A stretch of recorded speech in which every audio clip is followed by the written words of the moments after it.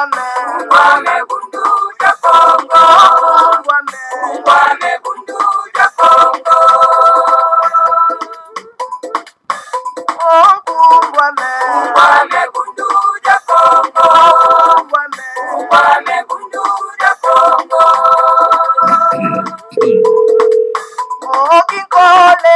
Kole kukongo ya mweniko. Na ya tena mane mubande. Munguluza kanda ya Kongo. Munguluza kanda ya Kongo.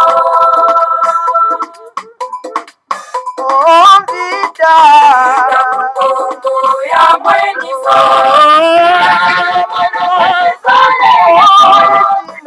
Na ya tena mane mubande.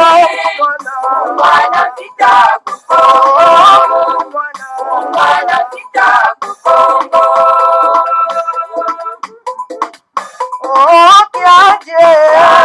Kukongo ya mweniko. Na ya tena mane mubande. Mungomba kanda ya Kongo. Mungomba kanda ya Kongo.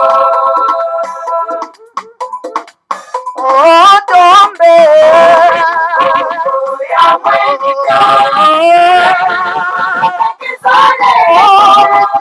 Na ya tena mane mubande. Mungomba kanda kukongo. Mungomba kanda kukongo. Kumbwame bundu ya Kongo. Kumbwame bundu ya Kongo. Kumbwame bundu ya Kongo. Kumbwame bundu ya Kongo. Kumbwame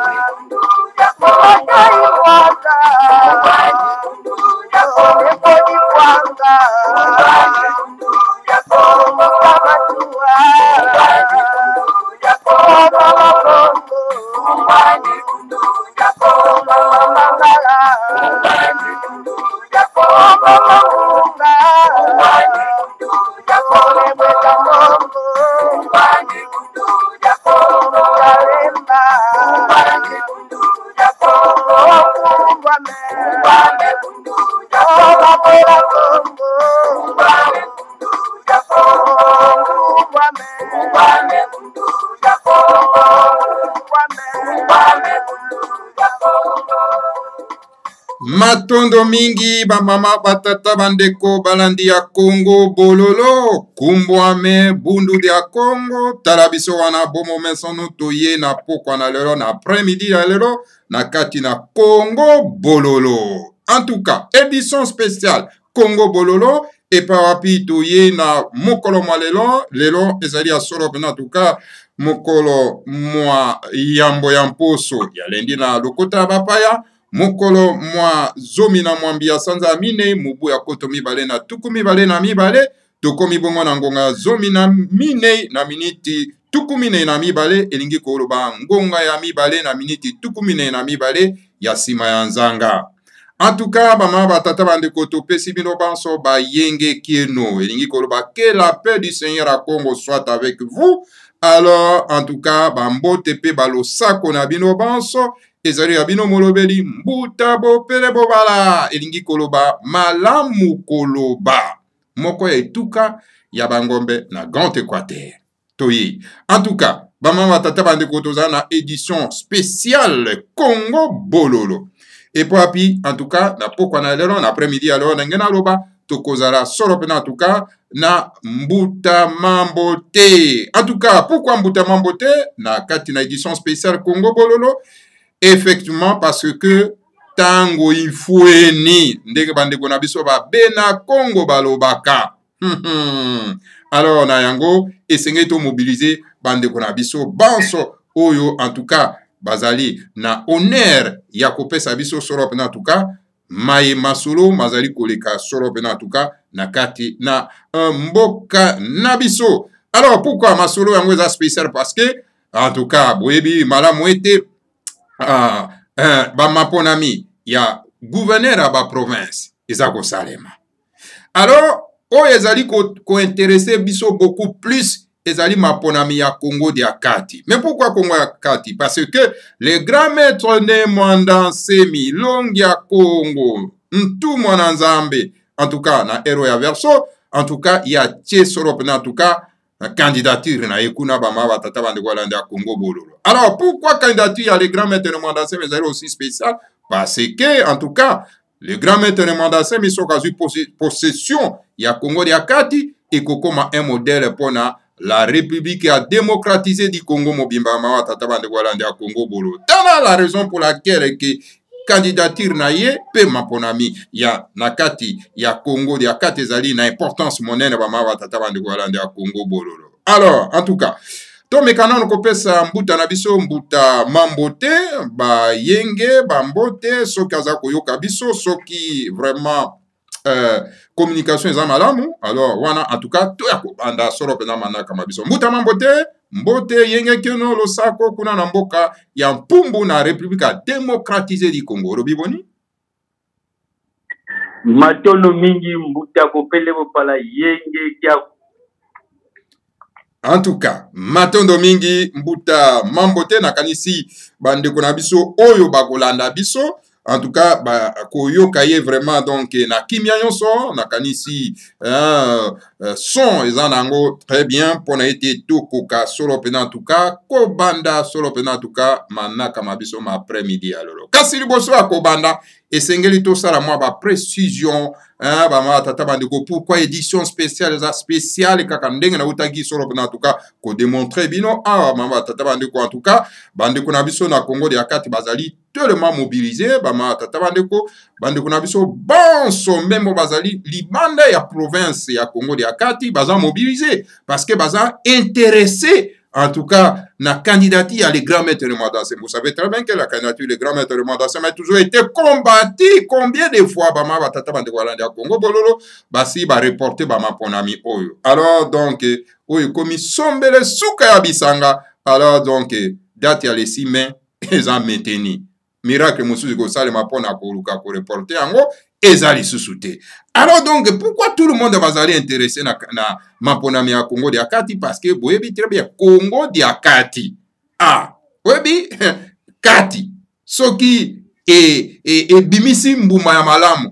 Alors donc le reste ezui elante ezui là kati soki bimisi mbuma malamu le reste et comme kitoko. Alors yango na boma ama tata bandeko walanda Congo bololo candidature ya province ya Congo dia kati ezali na bosenga mingi.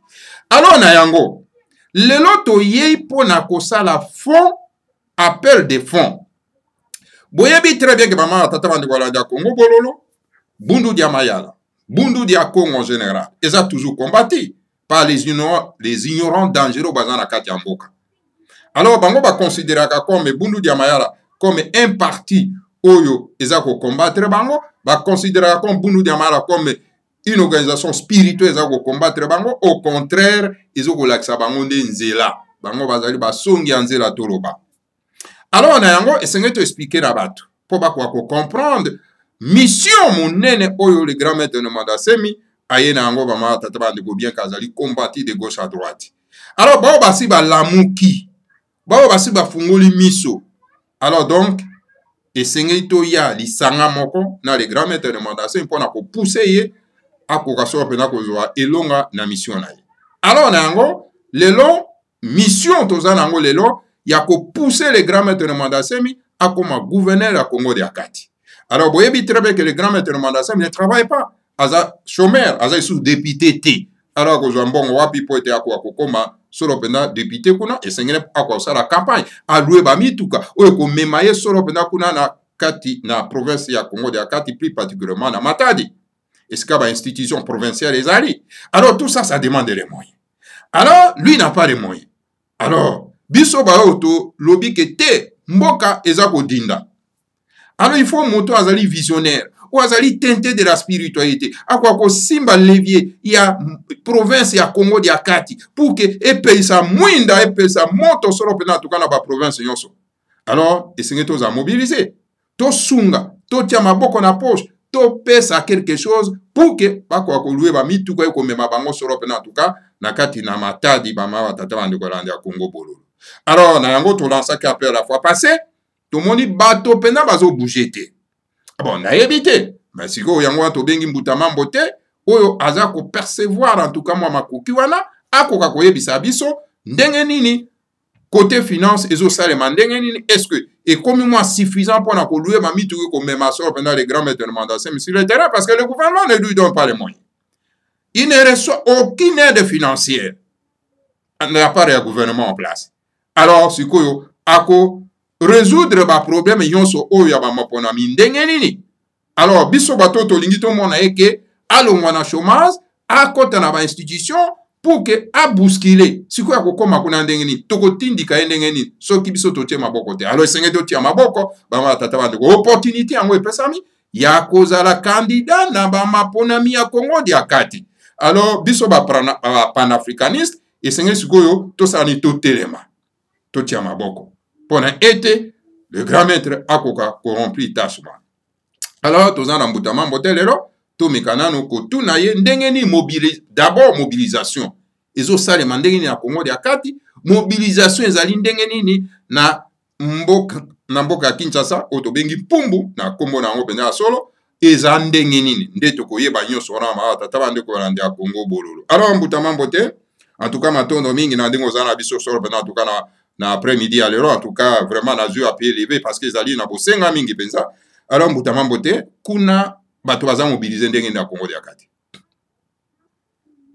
matondo mamingi mbutabo pele bopala mwana nkongo tegela ka baka mpufa yusere bantu ya ndibina mane mukisonga talo vela ngodi andi vela sana monon kuma minema mbote batanga mudami finu vela kindamba tedami finu vela kimpalanga itavo ndamba para kwamba mbote bayaya yini matondo mamingi mbutabo pele tozana situation penza ya mwa pasi situation tozana ngo penza eda grave o ikolo komo kende deja ici ko penza ba tu penza bazo bouger te tozo campagne te biso sala ki effort pour te les candidats si ko sala fait effort pour to meme ni pa matadi po o etikala yemogo ayebindenga ko sala na ni pa matadi biso ka ndo soutenir te ma ba dep soutenir ye na propre moyen pour to commissaire na matadi.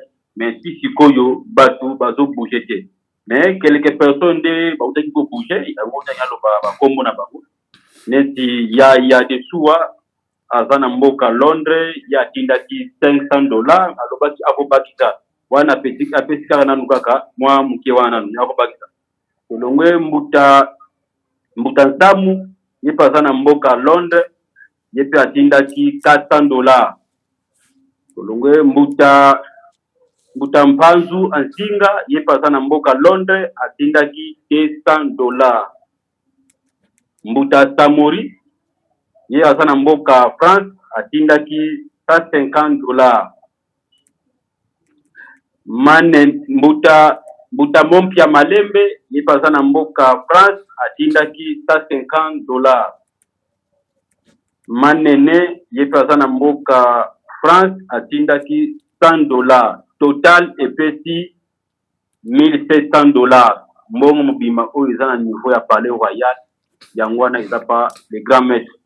Mais tozo ke de Congo central to sala to longa netilité si le 6 ba mituka neti kolopa ba location mituka mutuka moko ekute neti ba $400 ba $300 po botala tant auto ko sala wana niveau kuna mbongo iso timba tamu kete yangwana ye Congo bololoko tout ça la émission matondo mamingi en tout cas matondo mingi mbuta mambote vraiment montage zanano vraiment insignifiant alors donc $1,700 zanano insignifiant bama batata bande kolanda Congo bololo mais siko na côté état d'esprit ya les grands maîtres de mandase maza déterminé ya ko kita Congo de Akati pona ko remplir tâche wana. Les grands maîtres, hier, Azabeta déterminé pour qu'il y a Congo central. Pour qui n'a le Congo central, les autres, il y a un yemo fa qui t'a quelque chose paix na Congo central. Biso karane ba surtout ça la peut ça force pour qu'il y a. Alors c'est la nika kana, c'est la nika biso ba dep. matondo mingi. En tout cas, matondo mingi. Mais si ko Congo de Akati, baza mobiliser ndenge nini, est-ce que baza déterminé, baza mobiliser? Lobby tozalaki awa na matine politique, babengisaki tous les babintwadi sa Congo central, bazalaki awa. Bango te ka population kaka kutunga 100%. Mais 100% Congo central eza bougé na niveau moko ya kosakana te. Okuna na matoi na bango kaka tozela kaka grand mec awa bakulu na bakomiti diti na niveau batadi ko babatu muta otaka ka pena Congo central kaka ye. Kuna penza ba osela kaka kokita na ika na matadi. Na ba sipoi kudu si batai deja ko ba oyamena ni fampo. Matondo mingi. En tout cas, matondo mingi. Matondo mingi mbuta mambote. Alors, sikoyo olobi départ ezali prévu les 27, c'est ça? Alors, clôture, il y a qu'à percevoir moi ma coquille jusqu'à les 25, c'est ça? Départ, il y a les deux. Mais clôture, il y a qu'à si ça va me les 25. Allez, Mikolo, oui, c'est quand on louer en tout cas, matondo mingi mbuta mambote. Alors, bama batata bande kubalandi ya Congo bololo boyoki bino moko. Yango na tolo baka ete le moment yango epesameli biso to sala kaka kolela te. Ah balingi biso te, ah balingi biso te, alors balingi biso te, alors la kisake bino bolingi biso te mais toko sala biso moko. C'est ça bama batata bande kubalandi ya Congo bololo. Alors tango bamangomba ebengaka batintani okomona baza kopesa batintani boza ko remplir poche ya bapasteur oke bapasteur wana bazosala bino eloko te mais esika oyo ya libération ya mboka yango oyo tintani esengeli ezala vraiment donc ya makasi mpenza pour que mboka balibéraka yango politiquement bama tata bandeko balandi ya Congo bololo. Alors je vais m'adresser plus particulièrement nano na bandeko na biso ya Congo de Akati ba homme d'affaires. Bino ba homme d'affaires ya Congo de Akati. Bozana ba makoki, bozana ba mbongo, bozana ba chef d'entreprise, bozana presque na ba moyen. Na situation ya boye, il faut boter les mains pour nako pesa makoki oyo bozana yango de façon que totindika les grands maîtres de Mwandasemi azo poste wana ya gouverneur de façon que ba entreprise na bino ekoka kozwa kimia et ça la va faire ya malamu. Alors pourquoi jusqu'à présent vous les hommes faire il y a Congo de Akati, vous ne bougez pas. Ça ne va pas. Bouger, investir. Vous ça là investissement. Côté indiqué les grands maîtres comme gouverneur na kati ya province ya Congo de Akati, ils ont vous a investir. Ils ont pour la garantie la sécurité, il y a bien abino. Parce que province singaise ala etambusama na moto oyo azana muru ya peuple wana. Moto wana azali bon gestionnaire. Moto azako bundera mabele. Boyebi le combat les grands maîtres de Mwandasemi. Abundaka komba ya ye moko ya libumu na ete ya poshi na ete ya famille na ete ya bana na ete. Mais azako bunda etumba ya tout un peuple ya Congo de Akati. En particulier et la race bantou en général. Combat bunda kezali national international. Alors bino bozako comprendre combat les grands maîtres de ndengenini. Le moment yangoyo atie poste ya gouverneur. Alors boti a moyen, ba moyen obozana yango. Alors donc voilà, ba ma tata bande kwa landa Congo. Alors pona bande kuna biso obozali na diaspora. Ta yangoyo. Ba panafricaniste ta yangoyo. Équipe pour la te. To soutenir les grands maîtres de Mwandasemi à candidature, to pousser parce que nous avons envoyé des moyens pour qu'il y ait candidature parce que ni n'était pas en tout cas ba possibilité nabino les grands maîtres de Mwandasemi mangai kotia candidature était. Alors à tia candidature, ce qu'il faut matérialiser en gros. C'est-à-dire qu'il faut qu'il y ait sur le terrain. Alors pour qu'il y ait sur le terrain, ça demande aussi les moyens. Alors ce qu'il faut accomplir tâche, c'est-à-dire il y a côté quelque chose pour être le grand maître de Mwandasemi à commencer sur le terrain. Alors boyoki mbutama mbote apesi date limite c'est le 25. Aujourd'hui nous sommes le 18, il nous reste combien de jours? 7 jours, une semaine. Alors bougez. Alors boyoki ndenge mbutama mbote atangi bato oyo ba contribuer pona mosolo. Alors bandeko na biso toyoki binote. Mbutama ya mbato yoki yote. Na kati na mboka ya Balman. Mbuta ngimbi na Londres, toyoki yote. Mbuta mayala Lukombo, toyoki yote. Mbuta bayelele, kuna na mboka ya Belgique, fumazi kwa, toyoki binote. Alors, ya yelonga, awa na mboka ya Belgique, toyoki yote. Ya manika, toyoki yote. Ya maimona, toyoki yote. Mbuta ngimbi, mbuta mavinga, awa na mboka ya Balman, toyoki yote, toyoki kombo na binote. Alors, mbuta oti abini mayaka na Suède, toyoki kombo te. Mbuta Lutumba, kuna na mboka ya Suède, toyoki binote. Alors, mbuta na biso Beli, kuna na mboka ya Grande-Bretagne, toyoki yote. Kombo toyoki yote. Mbuta Muteto, kuna na mboka ya Canada, toyoki kombo te. Alors, nazo tanga, natangi une dizaine de personnes. Alors, une dizaine de personnes, ce botindi, $100 chacun, ça fait combien? Ça fait $1000 en quelque sorte. Alors, bon bouger, binoyon surtout, oyo natangi te. Surtout, mboka ya Congo dia foi. Bozo la la pongi, vous ne bougez pas. Ponani bozo bouger te Congo dia foi. Moto babengi sasunge so atebino klebois. Bo bouger te, bo kangola mate. Alors, bon meka ko bouger Congo dia foi bo bouger. Angola, bozo bouger te. Gabon, bozo bouger te. Alors, tout le monde doit bouger pour que vraiment, tout réaliser, rêve na biso, bama tata bande walanda Congo bololo. Et ce que y a les grands maîtres de Monasemi, na likambo etali poste à gouverneur, ezali chèque ya moko na biso awa. Ezali biso to kwasime cette responsabilité parce que nous n'avons pas fait assez pour que akoka ko réaliser rêve wana bama tata bande walanda Congo bololo. Bolo bateka non, poste à gouverneur, toka ba mauvaise langue. Au poste à gouverneur, ce n'est rien. Hein? Biso tolingi poste nde ya président de la République, mais non, ndeko. Babandaka nanu no ya muke. Malembe o mati échelon. Pourquoi bolingi ka mbala moko échelon? Ya munene. Te. O ya muke peut cacher quelque chose de grand. Alors donc, bo se décourager te. Oyebi le pur ennemi ya combat. C'est le découragement. Ah, toko kokate. Oh, wana toko réussir te. Il faut qu'on ait la détermination. Il faut qu'on ait déterminé. Hein? Que ça soit des querelles, que ça soit la divergence. Alors, il faut toujours qu'on y ait ensemble dans un combat. Il faut toujours ensemble pour mener à bien ces combats-là pour la réussite. Alors, bama tata bande kwalanda Congo bololo, bozali à peu près 1800 abonnés. Sauf qui vraiment 1000 personnes abonnées, besoin de détermination, il y a côté de chacun $100. Ça fait combien? Beaucoup d'argent. Alors donc, pourquoi bozo la la pongi, bokanga maboko? Tout le, batumsu basa na place na bino, non. D'ailleurs, même si les grands maîtres azaki na mbongo na ngai bisege non, koti ya mbongo na ote. Il faut, bato oyo bazana bosenga te mboke kango la mabati ya mbongo. Parce que la détermination, la biso ekope ça y est courage comment que oui effectivement ce peuple là azali assoiffé à se libérer.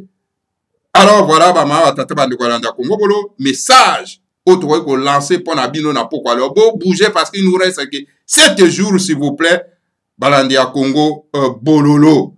Alors donc mbuta mambote na ebité sokoza isusu na un mot à dire pour la bande konabiso o bakolanda solo pe na tout cas Congo bololo yo en tout cas to senga pe na bande konabiso kwa ko partager Congo bololo na bande konabiso banso pour que les messages comme la bango olobi bon matondo mingi kuluto nyoto si déjà olobi penda sana réactif totali bien tout la kanga nde penda bande konabiso ba la frontière pour ça kuna candidature to longa ki tout ça sur volonté tout indica ye moko ayebi oya ko sala fona ndiva matati biso nde kaka to pete fort pour akita to linga to limbisa te to sala effort to chama boko na biso na ba poche to bimisa tout indica ye to zo victoire matondo en tout cas matondo mingi mbuta mambote alors bande ko balandi ya Congo boloko sana hésitation te bo kansate que so botini mbongo wana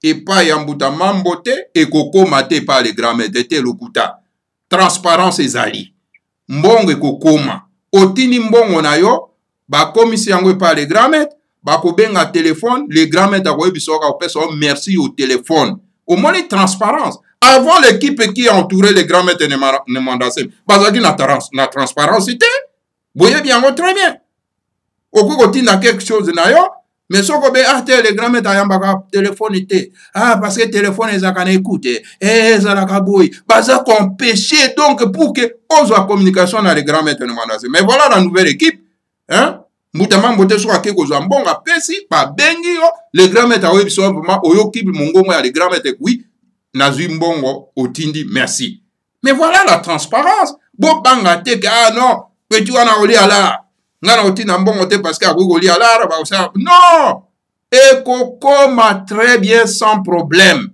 yo moko kosola na le grand maître oyoki apesi yo merci au téléphone alors donc bozala na hésitation moko te équipe ya kala yango nde oyo bakenda bana misala ya bato wana mosusu wana oboyebi bango nde bato banaki kotia bakale partout pour que badetournaka bambongo nyonso tu banaki kobenga mais cette fois-ci il y a la transparence botinda mbongo na bino mbutama mbote soki azwi ekokoma mpe boyoki voi ya le grand maître apesi yo remerciement na geste osali donc bozala na bobangi moko te en tout cas je comprends bobangi na bino mais kasi bobangi na bino eza justifié te mpo nazopesa bino bagaranti que soki otindi makoki na yo ekokoma très bien alors travaillons parce que le grand maître de mandase m'a toujours dit nzambe apungu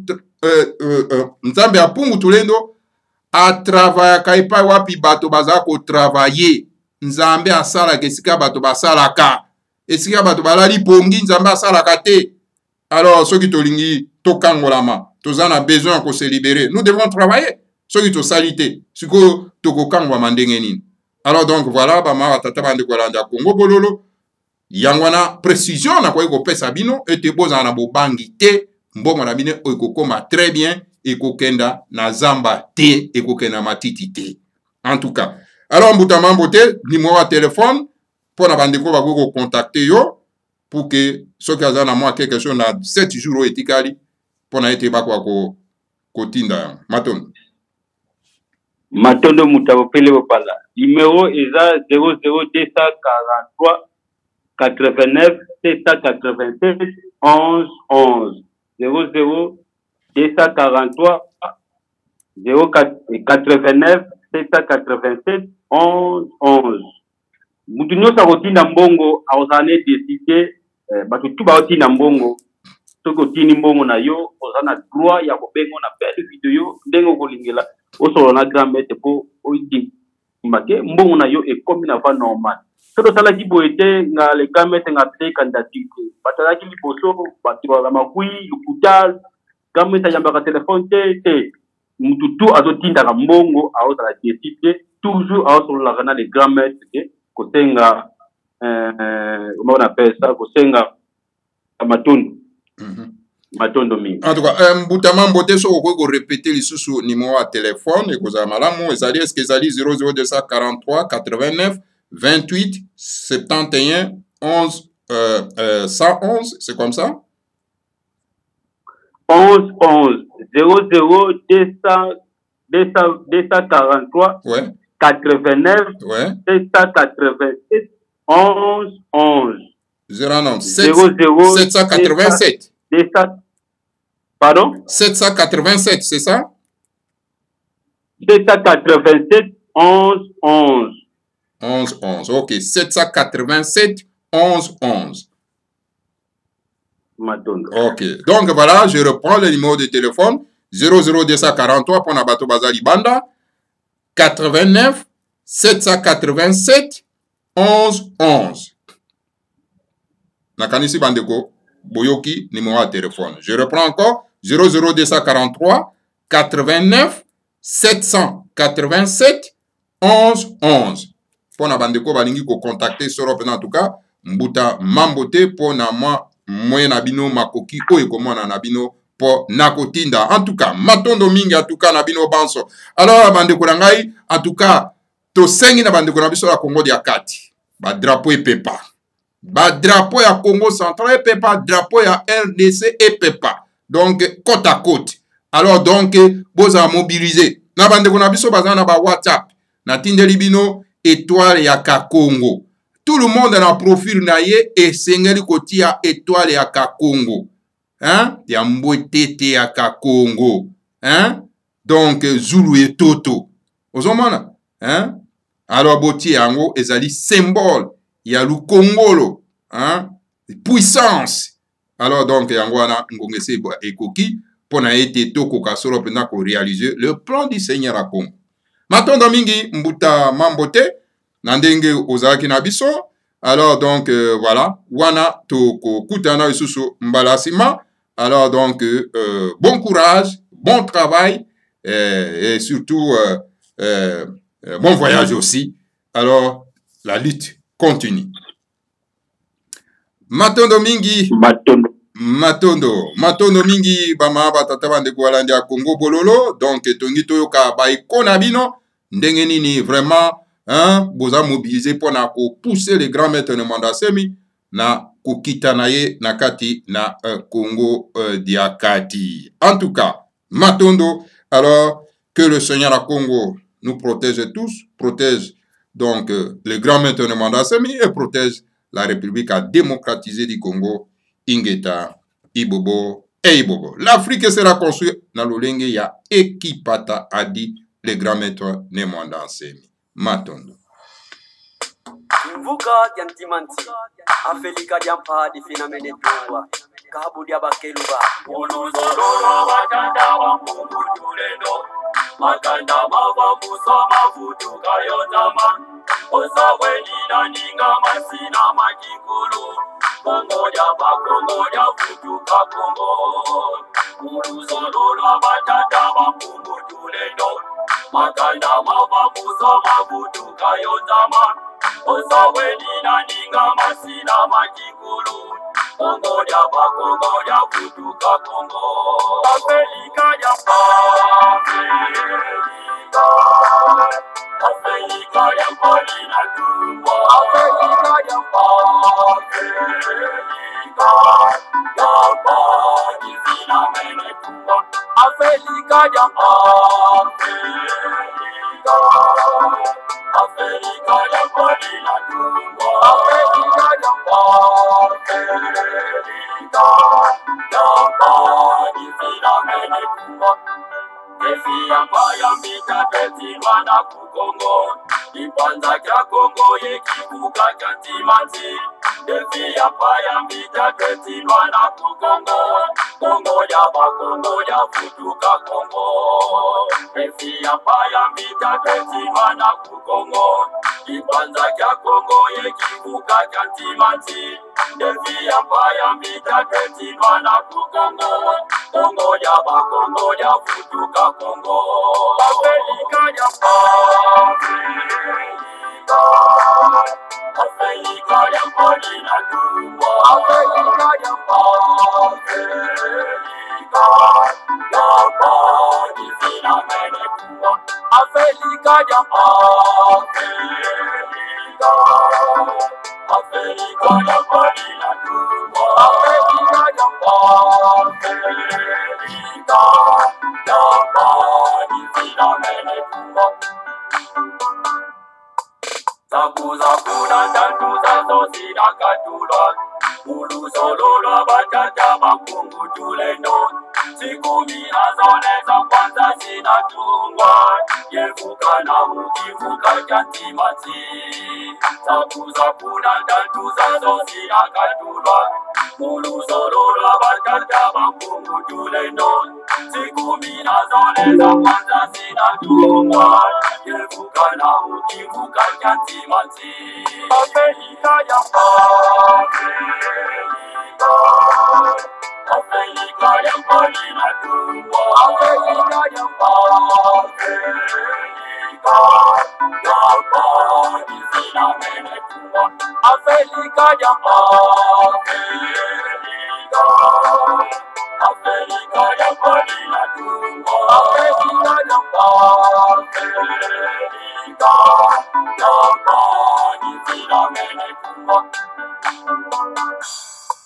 siku minazoleza kwanza zinatungwa Kongo kwimaka ngubengela kuvanguza mi Oyo makatanga kivu bangi chwapa Kasaimu kivuka chantimanti siku minazoleza kwanza zinatungwa Kongo kwimaka ngubengela kuvanguza mi Oyo makatanga kivu bangi chwapa Kasaimu kivuka chantimanti Afrika ya